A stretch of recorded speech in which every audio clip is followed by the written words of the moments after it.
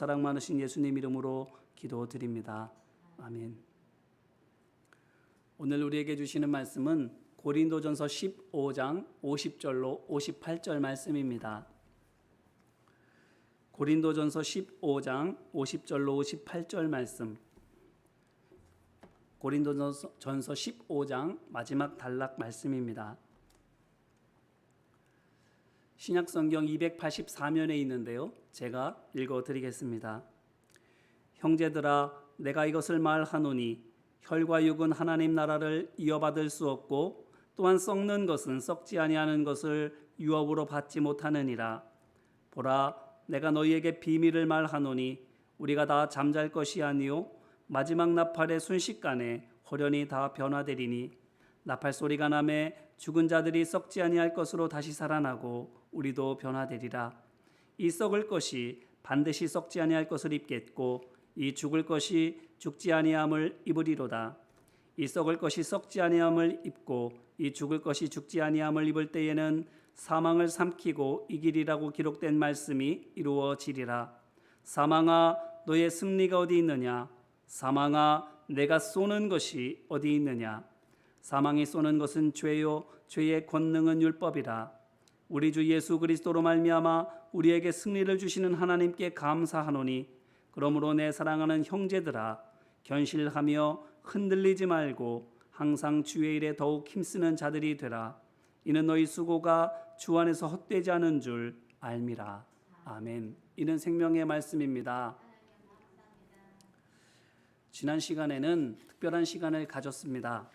우리 교회 수련목 여상철 전도사님이 트렌드 코리아 2021이란 책에 대해서 북리뷰 발표를 했는데, 코로나로 말미암아 사람들의 생각뿐 아니라 생활도 급격히 변하고 있는 이 시대의 특징들을 이해하기 쉽게 정리해서 발표해 주셨고, 아울러 그 특징들을 오늘 우리 신앙생활에 어떻게 접목하고 적용할 수 있는지에 대해서도 좋은 제안들을 해 주셨습니다. 궁금하시죠? 혹시 놓치신 분들이 계시다면 유튜브에서 지난주 수요 오전 기도회 영상을 찾아보시기를 바랍니다. 무슨 내용인지는 제가 이 자리에서 말씀드리지 않을게요. 영상을 통해서 귀한 교훈을 받으시기를 바랍니다. 오늘 말씀은 지난주에 이어지는 말씀인데 혹시 기억하고 계시나요? 고린도전서 15장 29절로 34절 말씀 기억하시나요? 간략하게 말씀을 드리면 그 말씀은 처음에는 모범적인 믿음의 종들이었던 고린도 교회 지도자들이 어떤 과정을 거쳐서 교회를 잘못 인도하는 주범으로 변질되고 말았는지에 관한 내용이었습니다. 어떻게 그렇게 되었습니까? 15장 30절로 32절에서 바울이 에베소에서의 자기의 경험을 언급한 것에서 알 수 있는 것처럼 고린도 교회 지도자들이 바울이 에베소에서 당한 고난과 같은 어려움을 당하고 있었음을 알 수 있습니다. 그런데 에베소에서의 바울은 부활신앙을 확고히 붙들고 있었기에 억울한 누명, 폭행, 감금이라는 고난의 십자가에 기꺼이 자기를 못 박을 수 있었지만 곧 고난에 낭망하거나 피하려고 들지만 않고 반대로 감사하면서 찬송하고 자기를 모함하고 때리고 가둔 이들을 위해서 기도했지만, 고린도 교회 지도자들은 부활신앙을 굳게 붙들지 못했기에 고난 앞에서 자기를 십자가에 못 박아 죽이지 못함으로 말미암아 손해와 죽음을 감수하면서까지 믿음과 양심을 지키려고 들지 않았다라는 것을 우리가 볼 수 있었습니다.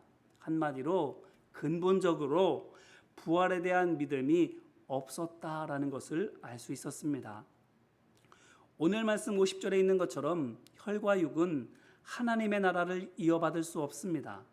잠시 있다 썩어질 이 세상 것은 아무것도 아니고 그것이 아무리 많다 할지라도 영원한 생명을 얻는 것이 아닌 것이기 때문에 영원한 소유가 될 수 없는 그것을 잠깐 만져보겠다고 믿음을 버리고 양심을 외면하고 있었던 것입니다. 그런데 그 모든 것이 어째서라고요? 부활신앙이 없어서, 천국이 있음을 온전히 믿지 못해서, 그리고 그 천국이 얼마나 아름답고 귀한지를 잘 몰라서, 그렇기 때문에 보석을 눈앞에 두고 있으면서도 보석인 줄 모르니까 돌덩이처럼 뭐야 하고는 던져버리게 되는 겁니다. 반대로 또한 어떻게 합니까? 어떻게든지 세상의 것은 더 가지려고. 뿐만 아니라 개똥밭에 굴러도 이상이 났다고 어떻게든 이 세상에 살아남으려고. 하나님을 모르지만 힘 있는 사람들을 친구로 두고 도움을 받으려고 하고 있는 거예요. 어쩌면 그들이 정말 교인들에게 큰 도움이 될지도 모릅니다. 당연하지요. 귀족들이나 관리들이랑 친하면 벌금을 맞아도 덜 맞게 되지 않겠습니까? 어떻게든 봐주지 않겠습니까? 이렇게 손쉽게 화를 면할 수 있기 때문에 그들과 친해지려는 유혹을 떨치기가 힘든 겁니다. 그런데 문제는 그 혜택의 달콤함 때문에 그들 자신이 병들어가고 있는 것은 모른다라는 겁니다. 단 것만 먹다가 이가 썩고 장이 탈이 나는데 그걸 모르고 있는 겁니다.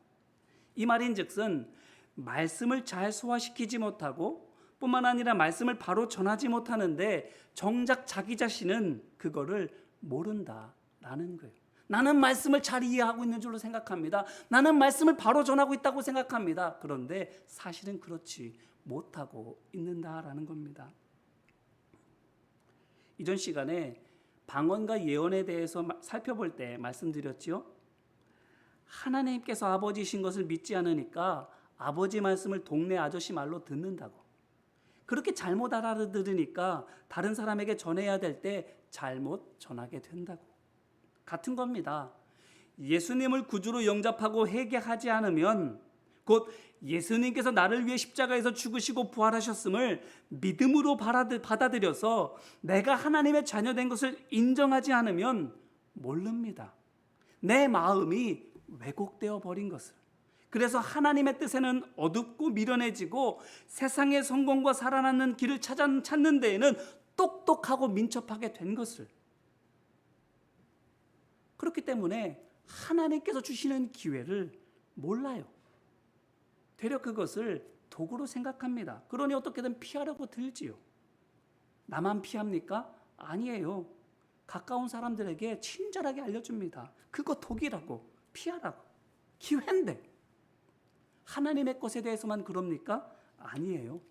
사단이 던져주는 미끼도 모릅니다. 분간을 못해요.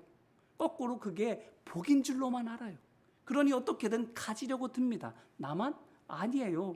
역시나 가까운 사람들에게, 내 편이라고 생각하는 사람들에게 알려줍니다. 그거 좋은 거라고, 남들 보기 전에 얼른 지불하고. 그거 독인데, 미끼인데. 소경이 소경을 인도하는 겁니다. 고린도 교회가 딱 이 모습인 겁니다. 그렇지 않나요? 미꾸라지 몇 마리가 맑은 물을 흙탕물로 만든다는 말처럼 부활을 믿지 않는 지도자 몇몇이 복음을 바로 알지 못해서 성도들에게 잘못 가르치고 있어서 바울이 개입하지 않으면 안 될 정도로 온 교회가 어지럽게 되어버렸지 않습니까? 그렇기 때문에 부활신앙은 정말 중요합니다. 특별히 교회 지도자들이 부활을 확고하게 믿는 것은 정말 거듭거듭 강조해도 부족함이 없을 만큼 중요합니다. 바라기는 부활에 대한 이 믿음을 견고하게 붙드는 우리 모두가 되기를 주님의 이름으로 기원합니다. 그래서 진리를 진리로 깨달아 알고 그 진리를 진리되게 전함으로 말미암아 우리도 살고 다른 이들도, 특별히 우리가 사랑하는 사람들도 참되고 영원한 생명의 물가로 인도하는 우리 한 사람 한 사람 되시기를 소망하고 축복합니다. 자, 그렇다면 우리가 부활에 대한 믿음을 단단히 붙들어야 되는데 어떻게 그 부활을 믿을 수 있을까요? 전에도 말씀드린 것처럼 부활, 곧 죽은 사람이 되살아나는 것은 세상에 없는 거기 때문에 사실 믿고 싶어도 믿어서는 안 되는 일입니다. 안 그런가요? 구름 위에 태양이 있는 거는 지구 대기권 밖에는 인공위성이 찍어준 사진만으로도 확인되는 것이기 때문에 눈에 설령 보이지 않는다 할지라도 분명히 있다는 것을 우리가 다 알지만 갓 죽은 사람 말고 죽은 지 시간이 좀 돼서 부패하고 있는 사람이 아무런 장애도 없이 멀쩡하게 되살아나는 것은 인류 출현 이래 예수님 그리고 예수님께서 살리신 나사로 외에는 없기 때문에 있다고 믿는 게 오히려 비정상, 겁니다. 당연하죠. 태초 이래 이 땅에 살다 죽은 사람이 얼마나 많을 텐데, 셀 수가 없을 텐데, 고작 2명뿐인 죽었다 살아난 사람 때문에 죽은 사람도 살아날 수 있습니다라고 당당하게 주장하는 것이 얼마나 비정상적이고 어리석기까지 한 겁니까? 확률적으로도 0이나 다름없는데 없습니다. 그러므로 부활은 세상의 관념 속에서는 믿을 게 안 됩니다. 아니, 믿는 게 비정상입니다. 그러니 보세요. 오늘 말씀에서 바울이 어떻게 하고 있나요? 상식적으로 믿지 못할 부활을 무조건 믿으라고 독촉하고 있지 않습니다. 대신 확실하게 믿을 수 있는 것에서부터 설명을 시작해 나아가기 시작합니다. 뭘까요? 확실하게 믿을 수 있는 것이 바로 죽음입니다. 부활과 다르게 죽음은 확실하죠. 분명히 있습니다. 세상에 죽지 않는 사람이 있다고, 죽지 않는 존재가 있다고 말할 수 있는 사람이 있어요? 오히려 그런 사람이 비정상이 있지요. 누구도 죽음이 없다고 부인할 수 있는 사람이 없습니다. 그 죽음에 대해서 바울이 이렇게 말해요. 오늘 말씀 56절입니다. 사망이 쏘는 것은 죄요, 죄의 권능은 율법이라. 아멘. 여기서 사망이 쏘는 것은 죄요라고 하는 이 말은 사망이 벌같이 날아와서 침을 쏘는 것은 죄인입니다 이란 말로, 사망이 죄인에게 벌같이 달려들어서 죽음의 독침으로 쏴서 고통 중에 죽게 합니다 라고 하는 뜻입니다. 뿐만 아니라 죄의 권능은 율법이라 하는 이 말은 죄와 죄 아닌 것을 결정하는 그 권능이 율법입니다 라고 하는 말로서 그 뜻은 율법에 선과 악을 분별하는 힘이 있습니다 라고 하는 겁니다. 그러므로 이것을 종합하면 율법을 통해 죄가 발견이 되며 그렇게 발견된 죄의 결국은 사망이다 라는 겁니다. 이와 똑같은 말을 바울은 로마서에서도 하는데, 로마서에서는 7장 9절에서 전에 율법을 깨닫지 못했을 때에는 내가 살았더니 계명이 이름에 죄는 살아나고 나는 죽었도다, 이 말로 말합니다. 말인즉슨 율법을 몰랐을 때는 내가 죄가 죄인 줄 모르고 했습니다. 그래서 나는 죄가 없는 줄로만 알았습니다. 하지만 내가 율법을 알게 된 뒤에는 그 율법을 통해서 내가 얼마나 많은 죄를 짓고 있었는지를 알게 되었습니다. 율법에 비춰서 내 죄를 하나하나 들여다보니 나는 죽어마땅한 사람이었습니다. 바로 이 뜻이에요. 갈라디아서에서도 이와 같은 맥락의 말을 말하고 있는데 조금 더 이해하기 쉽게 말합니다. 율법을 몽학선생이라고 말해요. 헬라어로 파이다고고스라는 말인데 어린아이에게 해야 할 것과 하지 말아야 될 것을 가르치는 가정교사라는 뜻입니다. 율법이 뭐라는 거예요? 죄된 것과 죄가 아닌 것을 가르쳐주는 것이라고 말하는 것이지요. 이렇게 율법이 죄에 대해서 알려주고 그렇게 죄로 판명된 것은 다 죽을 수밖에 없다라고 말하고 있는 거예요. 그런데 사람이 스스로에 대해서 또 다른 이에 대해서 뭐라고 생각합니까? 율법이 아니더라도 최소한 어느 누구도 나는 완전 무결해, 저 사람은 정말 흠결이 없어 라고 말할 수 있는 사람은 아무도 없습니다. 법을 위반하거나 범과를 저지르지는 않았다 할지라도 우리는 우리 자신을 알지요. 우리 속에 악한 면이 있다라는 것을. 아무리 순박한 사람이라 할지라도 지렁이도 밟으면 꿈틀거린다라는 말처럼 발끈하며 화를 내기도 합니다. 법 없이 살 것 같았던 사람도 감정이 수틀리면, 뭔가 문제가 생기면 그 속에서 자기도 모르게 악한 마음이 생기기도 합니다. 심지어는 태어난 아기조차도 그렇잖아요. 생존 본능이겠지만 엄마 젖꼭지를 꽉 깨물어서 아프게까지 하잖아요.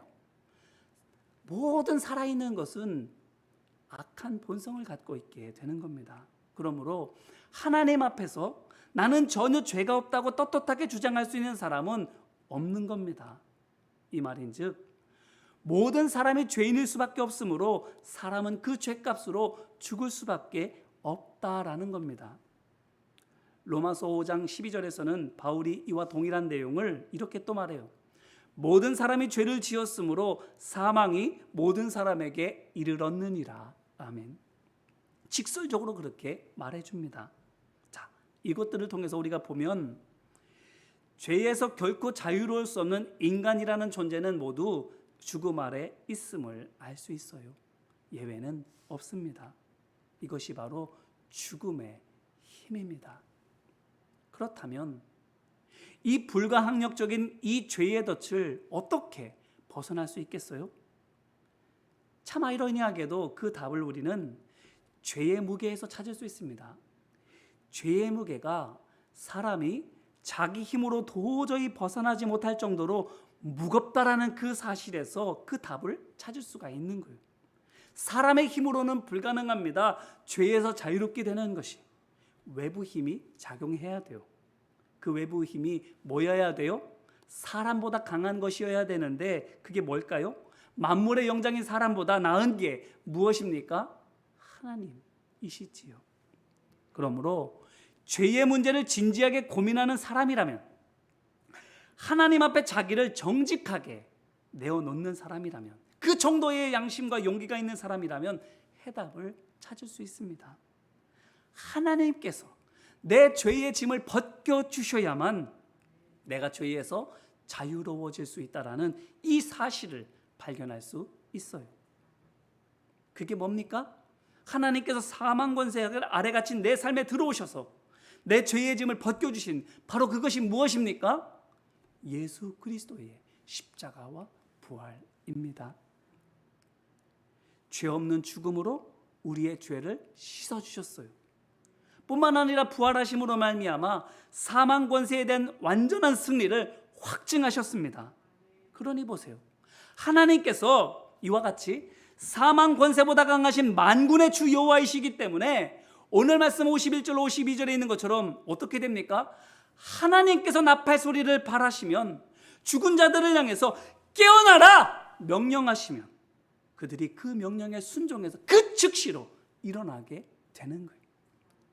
여러 번 되풀이해서 말할 필요 없습니다. 일어나라 말씀 한마디면 그저 일어나는 거예요. 오라 하면 그저 올 수밖에 없는 것처럼 일어나라 하면 일어날 수밖에 없는 겁니다. 그냥 일어날 뿐이에요. 그래서 예전에 병든 모습으로, 예전에 불완전했던 모습으로 다시 또 살아가야 됩니까? 영원히? 아닙니다. 살아있었을 때처럼 흠집나고 썩어버리는 불완전 몸이 아닌 새 육신으로, 흠도 나지 않고 썩지도 않는 완전한 몸으로 다시 살아나는 거예요. 그 몸으로 영원히 살게 되는 겁니다. 약속하신 대로 믿음의 사람들은 죽어도 다시 삽니다. 아무리 오랫동안 잠들어 있었어도 어젯밤에 잠들었다가 아침에 깨어나게 일어나는 것처럼 벌떡 일어납니다. 그래서 오늘 말씀 55절에서 바울은 호세아서 13장 14절 말씀을 인용해서 사망 곧 죄의 권세를 비웃습니다. 사망아 너의 승리가 어디 있느냐? 사망아 너의 쏘는 것이 어디 있느냐? 부활 신앙을 굳게 붙들고 있는 사람에게 죽음은 그저 잠일 뿐이라고, 죽음은 믿음의 사람을 끝내 이기지 못한다고 말하고 있는 거예요. 내가 이긴 것처럼 보이느냐? 내가 쏘아서 죽인 것처럼 보이느냐? 아니다. 보아라 벌떡 일어나지 않느냐? 아무것도 해한 상처 입은 것도 없지 않느냐 말하고 있는 거예요. 그렇기 때문에 예수님께서도 마태복음 10장 28절에서 몸은 죽여도 영혼은 능히 죽이지 못하는 자들을 두려워하지 말고 오직 몸과 영혼을 능히 지옥에 멸하실 수 있는 이를 두려워하라고 말씀하신 겁니다. 죽음 권세는 두려워할 대상이 아닙니다. 우리를 피곤하게 해서 잠들게는 할 수 있어도 죽이지는 못하는 거예요. 위협은 할 수 있어도 몸에 흠집조차 낼 수가 없는 거예요. 이렇게 바울은 확실히 있는 것, 곧 죽음에서 시작해서 믿을 수 없는 것, 곧 부활까지 설명해 나아갑니다. 이 모든 것이 하나님의 권능이라고, 하나님의 능력으로 죄인된 우리가 값없이 죄사함의 은혜를 입는다고, 그렇기 때문에 하나님의 능력을 믿고 부활의 영광을 믿으라고, 믿고 더는 죽음을 두려워하지 말라고. 어떤 고난이 있을지라도, 어떤 아픔을 당한다 할지라도 성령님을 통해서 우리와 함께 하시는 하나님 안에서 견뎌내라고. 죽음은 결코 믿음의 사람을 이기지 못하니까. 육신은 잠들게 해도, 상처 입혀도 그 상처 입은 몸으로가 아니라 완전해진 몸으로 다시 살아나게 될 거니까 두려워하지 말라고 말해주고 있는 거예요. 이제 이 말씀으로 우리 자신을 돌아보기를 바랍니다. 죽음이 있음을 믿으십니까? 언젠가 내가 죽을 것을, 저 사람들도 언젠가 죽을 것을 믿습니까? 그 죽음이 우리 힘으로 어떻게 할 수 없을 만큼 강한 것도, 그래서 누구도 그 죽음에서 도망칠 수 없는 것을 믿으십니까? 그 죽음을 하나님께서 이기셨습니다. 그것보다 더 큰 사랑으로 우리의 죄를 덮어주셨습니다. 예수 그리스도의 피로 그 사랑이 우리를 살리셨습니다. 설령 우리의 몸이 죽음에 붙들려서 깊은 어둠 속으로 끌려들어가 먼지가 된다 할지라도, 그렇게 천년 만년 먼지조차도 사라져버릴 정도로 그렇게 작아진다 할지라도 하나님께서 일어나라 말씀하실 때 우리는 다시 일어나게 될 줄로 믿습니다. 새로운 몸으로, 완전한 몸으로. 그러므로 바라기는 죽음을 통해서 오히려 하나님의 권능을 더 확실하게 깨닫고 부활을 믿음으로 힘있게 붙드는 우리 모두가 되기를 주님의 이름으로 기원합니다. 어떤 고난도 부활의 소망으로 이겨내시기를, 살아남으려고만 하는 것이 아니라 죽는다 할지라도 거룩한 하나님의 자녀답게 죽기를, 그래서 언젠가 확실하게 누리게 될 부활의 기쁨과 영광을 놓치지 않는 우리 한 사람 한 사람 되시기를, 그때 다시 만나게 되시기를 주님의 이름으로 축원합니다. 기도하겠습니다. 이 시간 먼저 회개하는 마음으로 같이 기도했으면 좋겠습니다. 가만히 생각해 보세요. 정말